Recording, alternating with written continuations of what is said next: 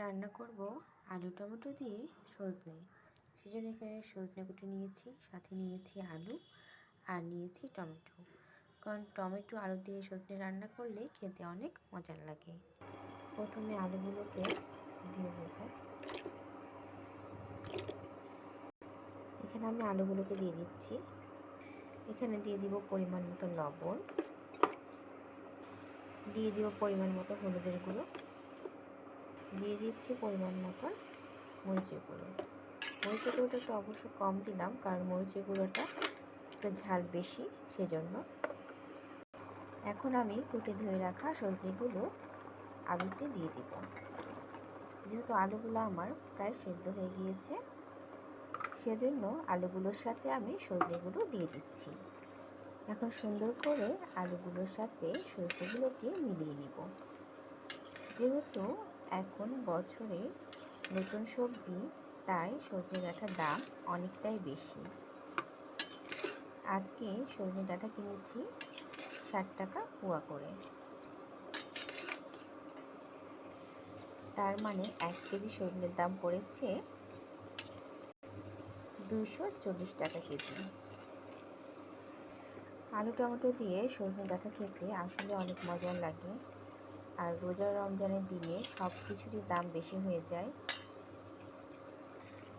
দৈনন্দিন জীবনে খেয়ে পরে বেঁচে থাকাই হচ্ছে মূল লক্ষ্য, তাই জিনিসপত্রের দাম বেশি হওয়ার সত্ত্বেও আমাদেরকে কিনে খেতে হচ্ছে। অনেকে আবার ডাল দিয়ে সজনে ডাঁটা রান্না করে খায়, কিন্তু আমার কেন জানি এভাবেই রান্না করে খেতে অনেক বেশি মজার লাগে। এদিকে আমার সজনে ডাঁটা সেদ্ধ হয়ে গিয়েছে, সাথে আলুও সেদ্ধ হয়ে গিয়েছে। এখন আমি বাগার দিয়ে দিব। এখানে পেঁয়াজ, রসুন আর কাঁচামরিচ কেটে নিয়েছি আমি তেলে বাগার দেওয়ার জন্য। এখানে আমি এখন দিয়ে দিচ্ছি টমেটো।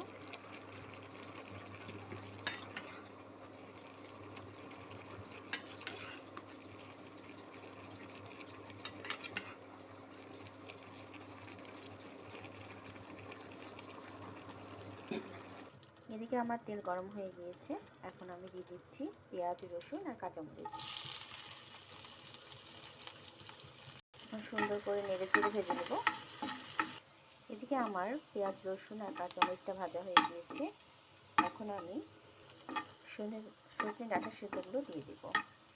তো এখন আমি তেলে ফেলে দিচ্ছি।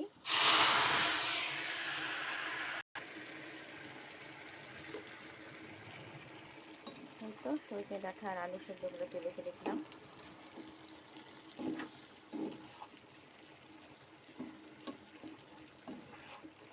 টমেটোটা শেষে দিয়েছি, তারপর অনেক সুন্দর সেদ্ধ হয়ে গিয়েছে টমেটোগুলো।